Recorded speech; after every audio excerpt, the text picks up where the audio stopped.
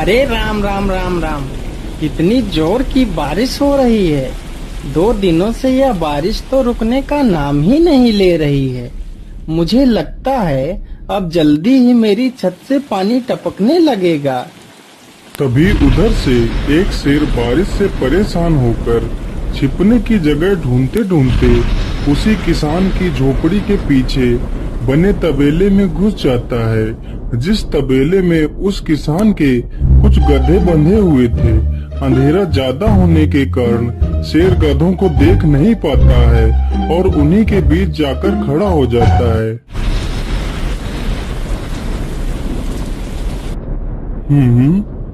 यहाँ से तो किसी मनुष्य की आवाज आ रही है। चलो चुपचाप बैठा रहता हूँ, जैसे ही यह आदमी मेरे करीब आएगा मैं इसे खा लूंगा। हाय हाय हाय, यह बारिश कब रुकेगी? ऊपर से यह टपका भी आ गया। अब मैं क्या करूं? इस टपके से कैसे बचूं? इतना तो डर मुझे शेर और बाघ से भी नहीं लगता है, जितना डर मुझे इस टपके से लगता है। अरे यह टपका कौन है? मुझे लगता है यह टपका तो मुझसे भी ज्यादा खतरनाक है। तभी तो यह आदमी शेर और बाघ से ज्यादा इस टपके से डर रहा है। चलो जल्दी से मैं यहाँ से निकल लेता हूँ, नहीं तो कहीं टपका ने मुझे देख लिया तो मेरी खैर नहीं। ओहो, अब मैं इस टपका से कैसे बचूं? चलो जल्दी से मैं अपनी मौसी के घर चला जाता हूँ।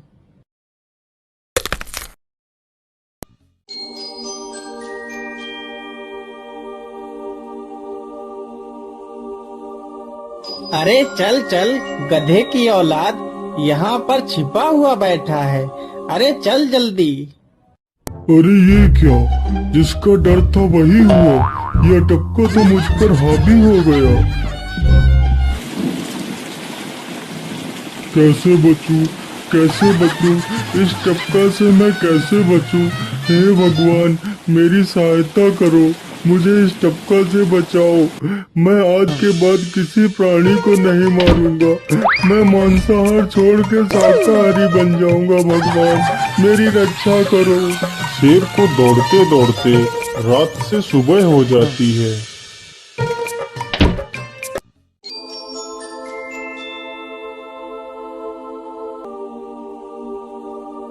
अरे देखो देखो, यह तो शेर की सवारी कर रहा है।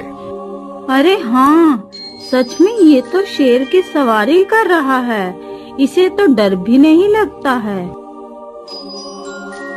अरे उधर तो देखो जरा, यह आदमी कितना बहादुर है। यह आदमी शेर की सवारी कर रहा है। जिस शेर को देखकर हमारी धोती आगे से गीली और पीछे से पीली हो जाती है, यह तो उसकी सवारी कर रहा है। ये गांव के लोग भी ना पागल हो गए हैं, जो इस गधे को शेर। अरे बाप रे, यह तो सच में एक शेर है। हे भगवान मेरी रक्षा करो, शेर तो मुझे खा ही जाएगा। राम राम राम राम राम, अब क्या होगा? इस शेर से कैसे बचूं? अरे यह तो एक बरगद का पेड़ है। यही अच्छा मौका है, जल्दी से इस बरगद की जड़ पकड़कर ऊपर चढ़ जाता हूँ।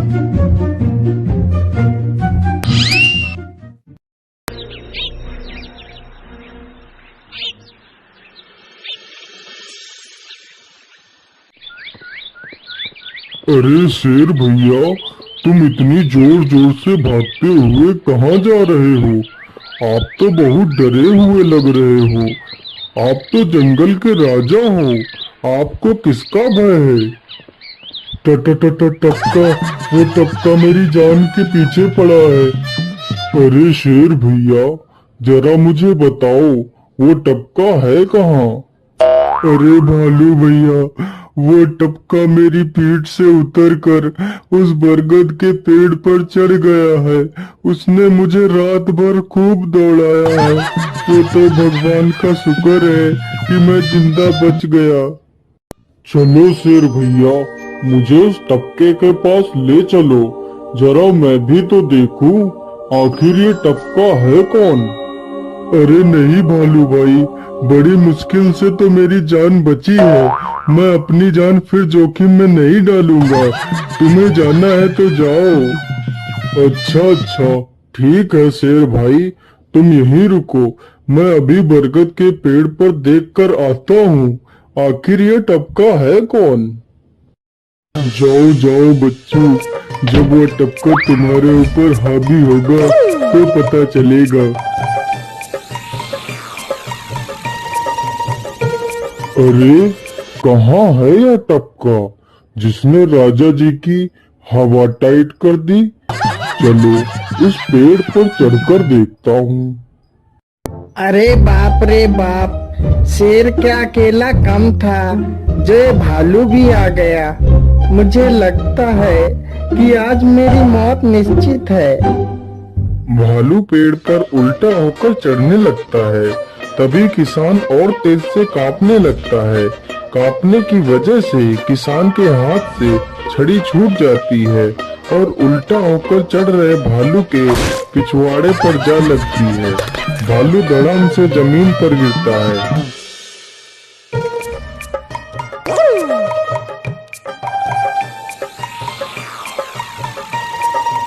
मुझे लगता है अब शेर और भालू दोनों भाग गए हैं। चलो अब जल्दी से यहाँ से निकल लेता हूँ। सारे राज्य में यह बात फैल गई कि हरिया किसान बहुत ही बहादुर है और वह शेर की सवारी कर लेता है। धीरे धीरे यह बात राजा तक पहुँच गई।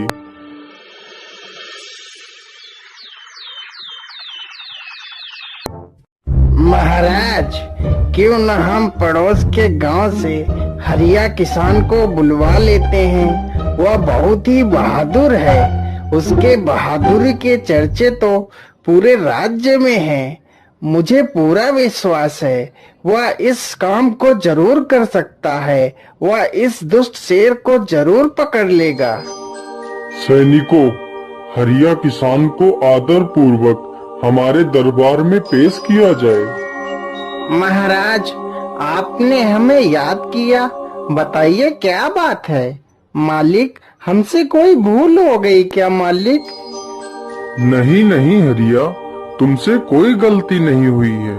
यह कुछ लोग पड़ोस के गांव से आए हैं।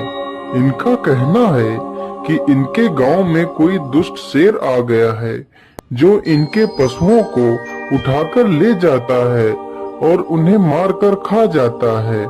हमने तुम्हारी बहादुरी के बहुत सारे किस्से सुने हैं। तुम बहुत ही बहादुर हो, इसलिए मैं तुम्हें उस शेर को पकड़ने की ये जिम्मेदारी सौंपता हूँ। अरे बाप रे बाप, उस बार तो मैं शेर के हाथों बच गया था, लेकिन इस बार मैं नहीं बचूंगा। अगर मैंने महाराज को सच सच बता दिया तो झूठ बोलने के जुर्म में मुझे फांसी पर ही चढ़ा देंगे। अरे हरिया, तुम मन ही मन क्या बड़बड़ा रहे हो? कुछ नहीं महाराज, कुछ नहीं। मैं सोच रहा था कि मैं शेर को कैसे पकड़ूं। ये लो हरिया, कुछ स्वर्ण मुद्राएं रख लो, ये तुम्हारे काम आएंगी। क्या करूं, कैसे पकड़ूं उस शेर को? ये महाराज ने भी मुझे कैसी दुविधा में डाल दिया है। क्या करूं, क्या करूं? हाँ, मिल गया। फिर हरिया बाजार से एक रस्सी और एक जाल तथा एक बकरी खरीद कर लाता है। चलो जल्दी से, मैं यहाँ पर एक गड्ढा खोद देता हूँ।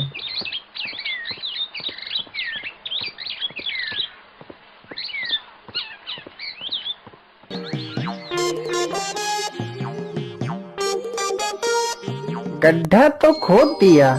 चलो अब जल्दी से इस बकरी को रस्सी से बांध देता हूँ। हरिया ने बकरी को रस्सी से बांधकर गड्ढे में खड़ा कर दिया और जाल को लेकर पेड़ की डाल पर बैठ जाता है।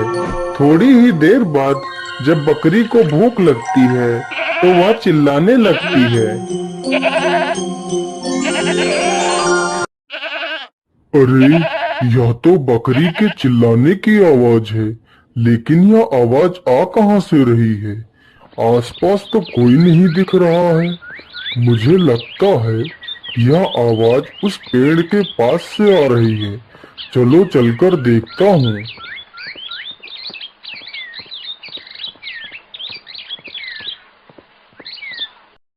अरे वाह, आज तो शिकार मेरे पास खुद चलकर आ गया। शेर तुरंत ही बिना देर किए हुए गड्ढे में छलांग लगा देता है। तभी किसान तुरंत ही बकरी को ऊपर खींच लेता है और जाल को गड्ढे के ऊपर गिरा देता है। शेर गड्ढे में ही फंस जाता है। यह देखकर गांव के सभी लोग बहुत ही खुश हो